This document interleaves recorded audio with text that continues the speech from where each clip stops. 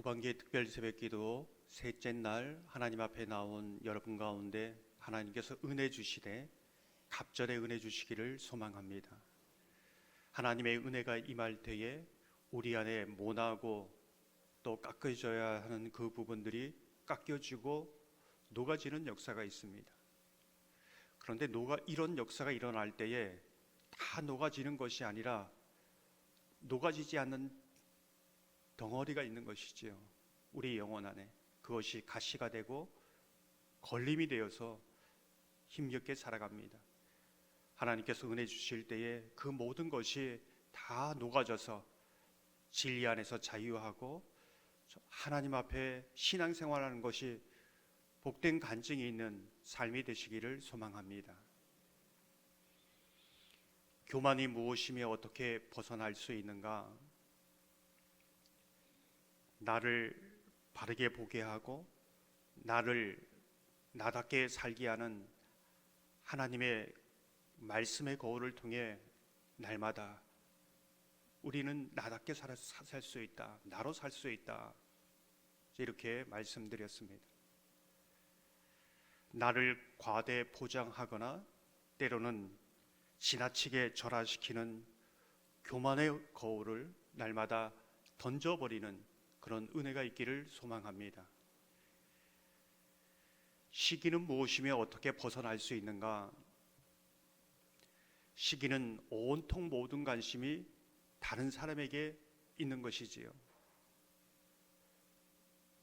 다른 사람이 더 인정받고 더 잘났으면 못마땅하게 여기고 가느다란 눈으로 흘겨보기 시작합니다. 그 사람 때문에 내가 불행하다고 생각하는 것이지요. 그때부터 그 사람이 사위든 형제이든 아주 가까운 친구이든 대적이 되고 원수가 되어버립니다. 아니, 그렇게 만들어버리는 것이죠. 그래서 깎아내리고 좋지 않은 소문도 내고 끌어내리려고 합니다. 결국 그 시기는 자기의 영혼을 파괴할 뿐만 아니라 다른 사람들의 삶도 파괴하는 것입니다. 심지어 공동체도 파괴해 갑니다. 어떻게 시기에서 벗어날 수 있는가? 요나단이 다윗을 보는 그 눈으로 보는 것이지요. 저 사람을 깎아내려서 내가 더 멋있는 사람이 되는 것이 아니라 저 사람보다 내가 못나서 내가 비참한 인생을 살아가는 것이 아니라 나를 사랑하신 하나님, 나를 온전히 용납하신 하나님, 나를 기뻐하시고 나를 인정하신 하나님, 그 하나님으로 인하여 내게 주신 역할, 내게 주신 그 삶을 살아가는 겁니다. 그것을 최고의 영광으로 아는 사람들은 저 사람이 어떠하였든 함께 울어주고 또 함께 기뻐해주고 격려하고 축복해줄 수 있다는 것입니다. 오늘 세 번째 주제는 분노입니다. 분노란 무엇인가? 보시는 이 분노를 어떻게 그리고 있는가?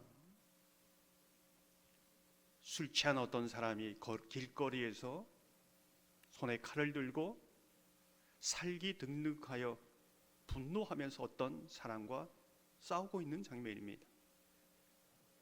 아내로 보이는 한 여인이 말리지만 아랑곳하지 않습니다. 그 분노는 마치 폭탄 같아서 자신뿐만 아니라 주변의 사람들을 다 쓰러뜨립니다. 그 파편으로 인해서 아파하는 것이죠.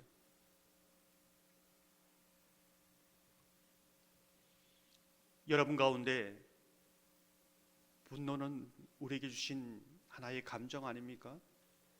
예수님께서도 분노하지 않으셨습니까? 그렇게 질문하는 분이 있는 줄 압니다. 어떻게 사람이 그런 감정 없이 살아갑니까? 성경에도 믿음의 사람들 가운데 다윗이 골리앗을 향하여 그런 거룩한 분노를 가지고 나아간 예가 있습니다. 그래서 많은 사람들은 자신이 분노하면서 나는 하나님의 편에 서 있다. 하나님의 의를 가지고 이렇게 분노한다. 정당화시킵니다. 하지만 많은 사람들이 믿음의 성숙 섬쿰을 가지고 의로운 분노를 내는 경우는 성경 전체를 봐도 극히 소수고 찾아볼 수 없다는 겁니다. 결국 우리가 어떠한 이유로 분노하고 화를 내는 것은 하나님의 의를 이루지 못한다는 것이지요. 야고보서 1장 20절을 보면 이렇게 말씀합니다. 사람이 성내는 것이 하나님의 의를 이루지 못함이라. 오늘 본문을 보면 모세는 하나님과 정말 가까이 있는 사람입니다. 친근히 동행한 사람입니다. 온유한 사람입니다. 그런데 그가 화를 내는 그 순간 하나님은 이렇게 모세에게 말씀합니다. 12절을 보면 여호와께서 모세와 아론에게 이르시되 너희가 나를 믿지 아니하고 이스라엘 자손의 목전에서 내 거룩함을 나타내지 아니한 고로 너희는 이 회중을 내가 그들에게 준 땅으로 인도하여 드리지 못하리라 하시니라. 왜 모세가 화를 냈을까? 너희가 나를 믿지 아니하고 이렇게 말하고 있습니다. 화를 내는 것은 결과이고 화를 내고 있는 그 중심에는 하나님을 믿지 아니한 불신이 있다는 것을 성경은 말씀하고 있습니다. 그렇다면 모세는 하나님의 그 무엇을 믿지 않고 이렇게 화를 냈을까? 모세는 이렇게 생각하지 않았을까요? 하나님이 이런 사람도 용서하시겠는가? 이런 사람을 사랑하시겠는가? 왜 이런 백성을 가나안으로 들여보내시려고 하는가? 하나님을 자신의 수준으로 끌어내리는 겁니다. 이와 반대로 자기를 하나님의 수준으로 끌어올려서 하나님의 자리에서 지금 말하고 있는 것이지요. 자신이 하나님의 자리에서 심판자가 되어서 벌을 주는 겁니다.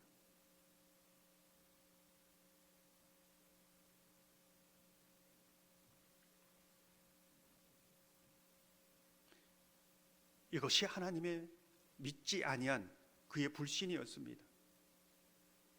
분노는 마음에 가지고 있을 때 미워하는 마음이지만은 오래 품고 있으면은 밖으로 표출됩니다.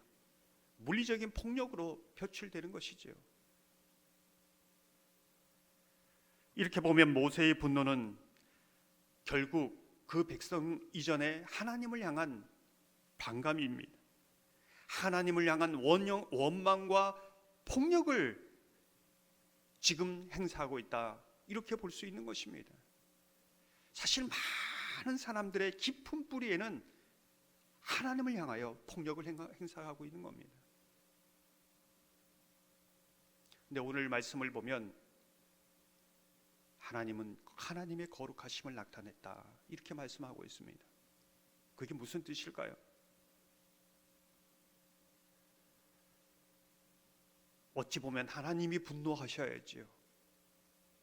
이 백성들을 어떻게 구원했는데, 모세에 대해서 어떻게 하나님이 참으셨는데, 하나님이 분노하셔야 됩니다, 마땅히. 그런데 분노하지 않습니다. 긍휼히 여기십니다. 그를 어루만져 주시는 것이지요. 결국 모세는 그 안에서 진정으로 치유받게 됩니다. 부모로부터 받았던 그 깊은 상처, 백성으로 받았던 그 깊은 상처, 하나님 안에서 온전히 회복되어지는 그러한 모세로 나아갑니다. 이게 하나님의 거룩함이지요. 여러분 가운데 많은 상처를 안고 사는 줄 압니다. 분노를 안고 삽니다. 많은 사람들은 이 시대가 분노의 시대입니다. 저는 문득 마음속에 이런 질문이 올라오는 것을 들었습니다. 지금 부모님 만약에 하나님께서 다시 살게 살 수 있는 기회를 주신다면 그 부모님과 함께 그 가정에서 다시 살 수 있는가? 제 마음속에는 좀 더 좋은 가정, 좀 더 좋은 부모님, 그런 환경에서 살면 좀 더 내가 낫지 않았을까? 그런 상처가 있는 것이죠. 왜 하나님께서는 이런 과정을, 이런 상처를, 이런 아픔을 겪게 했는가? 하나님 도대체 왜 그러셨어요? 이런 상처와 억울함이 있는 것입니다. 사람을 향해서, 내 환경을 향해서 그걸 안고 삽니다. 그래서 누군가가 그것을 건드리면 분노하는 겁니다. 폭발하는 겁니다.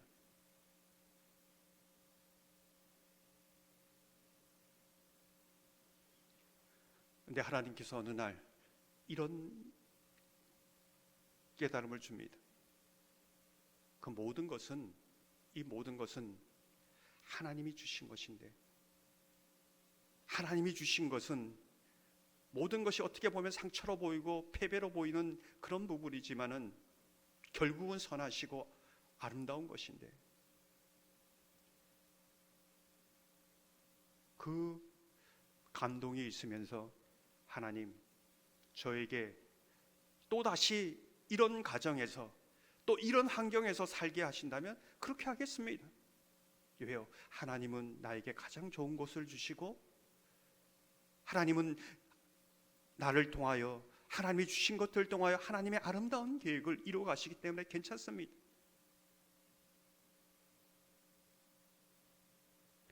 부모님과 화해하고 형제 자매들과 화해하고 화해가 되는 것이지요. 하나님 안에서.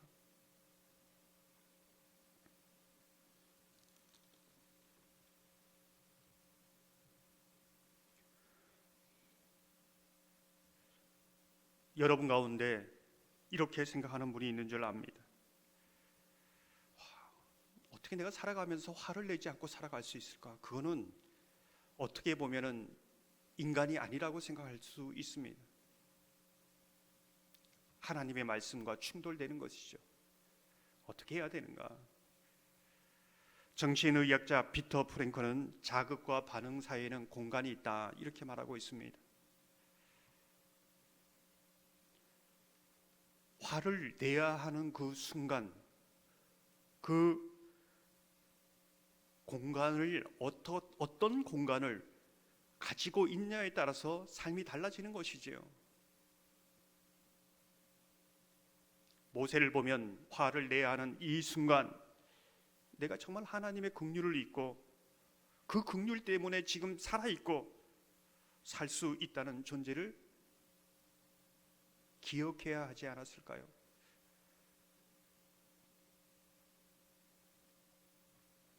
제가 영락교회를 섬길 때 원로 목사이신 이철신 목사님께서 제가 이런 질문을 드린 적이 있습니다. 정말 저는 누구라도 저 때는 이런 상황에는 화를 내야 됩니다. 근데 화를 안 내시는 겁니다. 그래서 사석에서 제가 물었습니다. 어떻게 목사님은 화를 내지 않으십니까?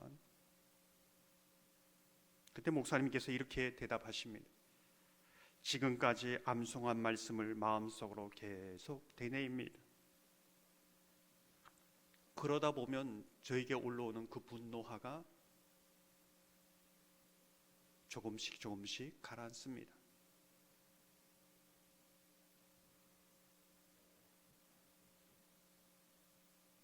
저는 신앙을 살아간다는 건, 믿음의 성숙은 이 공간의 훈련이라고 생각됩니다. 오늘도 우리는 상처받습니다. 살아오면서 수많은 상처와 아픔을 가지고 있습니다. 분노하지 않으면 안 될 시대를 살고 있습니다. 그런데 이 공간의 훈련, 하나님 앞에 가지고 나아가서 하나님의 어루만지심, 하나님 안에서 이걸 해결하자면 그 어떤 것도 해결할 수 없습니다. 그러나 하나님 안에서는 해결이 됩니다. 치유가 됩니다. 누구도 치유할 수 없는데 하나님은 가능합니다. 다윗도 수만 평생이 상처 가운데 살아갑니다. 그러나 하나님 앞에 다 쏟아놓습니다. 하나님이 재판장이라는 것을 고백하면서 다 내어놓는 거죠. 그 하나님의 어루만짐을 통하여 수많은 상처를 주고 아픔을 주는 그 자극 사이에서 하나님의 공간을 가지고 있음으로 인해서 온유한 사람으로, 믿음의 사람으로 그렇게 살아갈 수 있는 것이지요. 그거는 성령의 도우심이고 하나님의 은혜라는 것입니다. 로마서 12장 19절을 보면 이렇게 말씀합니다. 내 사랑하는 자들아, 너희가 친히 원수를 갚지 말고 하나님의 진노하심에 맡기라. 기록되었으되 원수 갚는 것이 내게 있으니 내가 갚으리라고 주께서 말씀하시느니라. 바라기는 저와 여러분이 매일 이 공간의 훈련을 하나님의 말씀이 때로는 연고가 되어 치어하고 하나님의 말씀이 때로는 수술하는 메스가 되어서 나를 고치고 때로는 엄마의 손처럼 나를 어루만지시고 그러할 때에 우리의 이 하나님의 공간을 통해서 수많은 것 속에서도 분노하지 않고 억울해하지 않고 나는 저 사람 때문에 저 상처 때문에 나는 이렇게 될 수밖에 없었다고 말하지 않고 모든 것이 하나님의 은혜입니다. 하나님의 사랑입니다. 그 끔찍한 십자가의 상처도 하나님 안에서 영광스러운 상처로 바뀌는 것을 압니다. 그러한 고백이 저와 여러분 가운데 있기를 주님의 이름으로 축원합니다.